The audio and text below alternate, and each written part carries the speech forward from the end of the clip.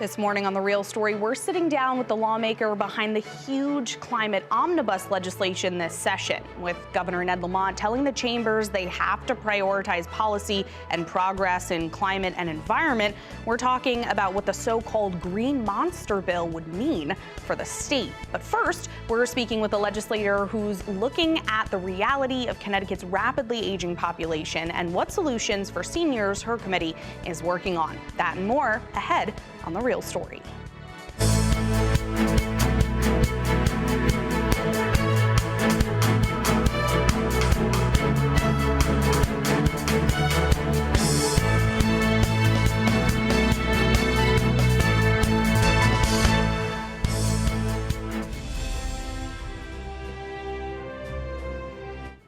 Good morning, and thanks for joining us here on The Real Story. I'm Emma Wolforst. For today's committee close-up, we're sitting down with State Senator Lisa Seminara, Republican ranking member on the Aging Committee.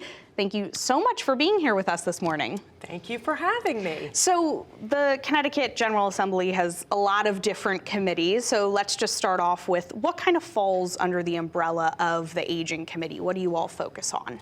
We pretty much focus on everything that has to do with our aging population. So as you're probably aware, people are getting older, they're living a lot longer, and as a result of that, there's a lot of need out there. Yeah.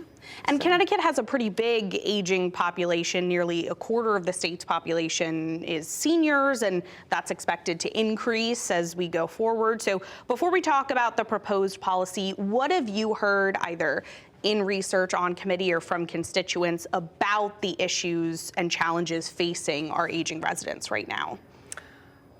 Primarily finances. Okay. That would be, if I'm honest with you, the biggest thing that they're telling me is that things are unaffordable for them.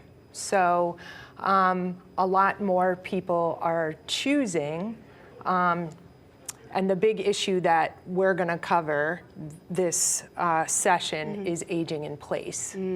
So people are living longer, they're getting older, but they don't always have, well, they have choices, but the choice that they really want to make and the choice that they want is to live home and be with their loved ones. And let's speak a little bit more about that aging in place. You rallied around the call for legislation to make it easier for elderly people to, as you said, age in place in their own homes. Tell me a little bit about what that would exactly mean and why the state is getting involved. Well, quite frankly, for people to stay in their own homes, it's not only better for them because they're surrounded by their loved ones and they're in familiar surroundings, but it's also cheaper for the state. Okay? They get to stay in their home, and it's a lot less money to service people in their homes than it is to go into a nursing facility. Yeah, so definitely a big benefit there. One of the concerns brought up about aging in place is that that could negatively impact housing supply and home ownership, which, you know, housing is always a big issue at the legislature every session. What's your response to that concern? It's a real concern. Yeah. And we, as I said, our aging population is exploding, and we don't necessarily have housing available for them, nursing facilities available for them. So that's why, I think that's one of the reasons why aging in place or staying in their own home, if they're lucky enough to do that, is definitely an advantage. And what could that mean for housing supply then? I mean, as we said, that's always, you know, kind of a big concern. Do you think it could impact housing supply at all?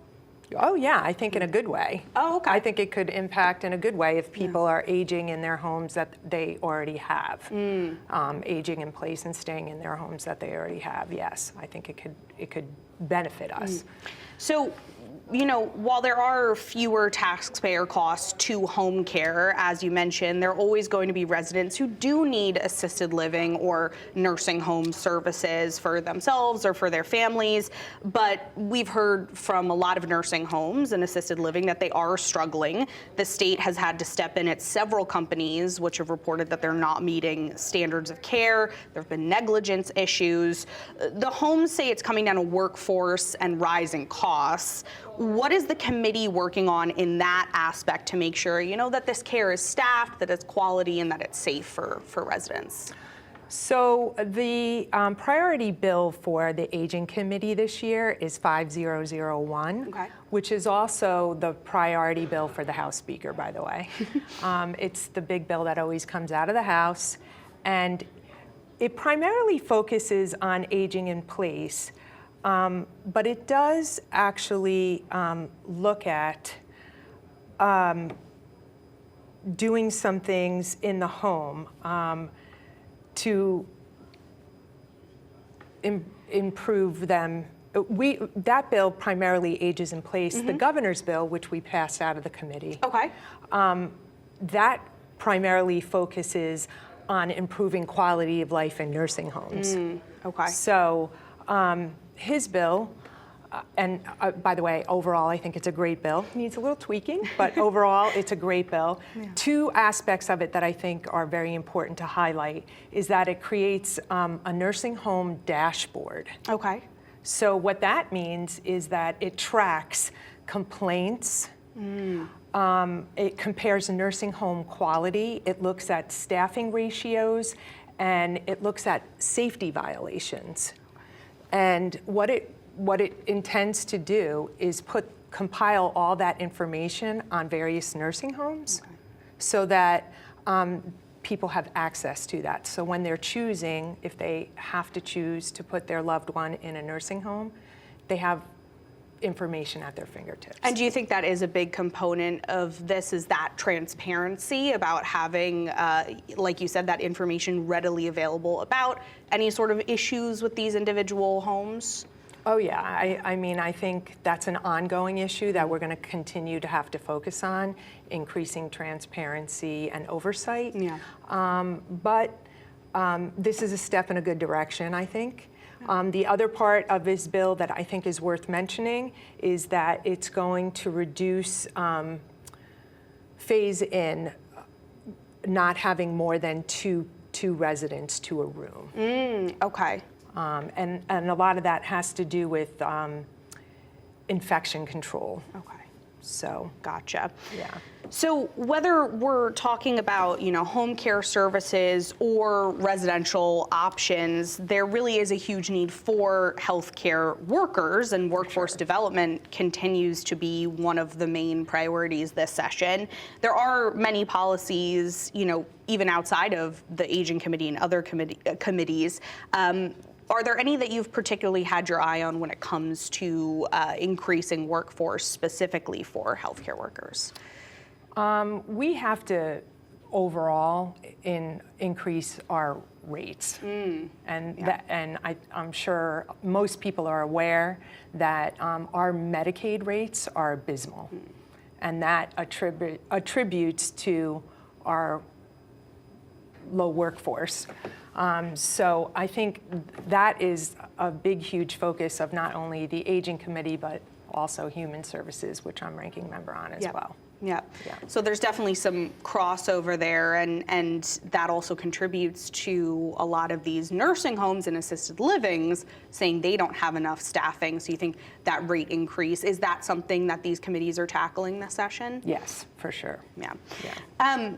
So as you just mentioned, you're also ranking member on the Human Services Committee, and we know that, post-pandemic here, not only is there a really big strain and need for state services and nonprofit support, but, we hear all the time that one of the largest groups of people facing food insecurity, homelessness, or inability to pay are Connecticut seniors. As you said at the start, finances are a really big issue. So the state is up against the fiscal guardrails. Nonprofits say they need more state support. What's the perspective of the Aging Committee, and what are you looking at to kind of solve that aspect of this issue? Are you asking what is the Aging Committee looking at adding additional expenses? Potentially, are you looking at maybe allocating any more funding Yep. towards nonprofits? Yep. Yeah. So one of the bigger aspects of 5001 is authorizing the bond commission to put up a maximum of $1 million, okay, towards funding the Aging in Place program. Okay. And what that program is, it allows some residents that are 65 and older, they want to age in place, they want to stay home. However, sometimes their homes aren't accessible or they're not in a position to keep them there. So this is a grant program that people can apply for. Okay.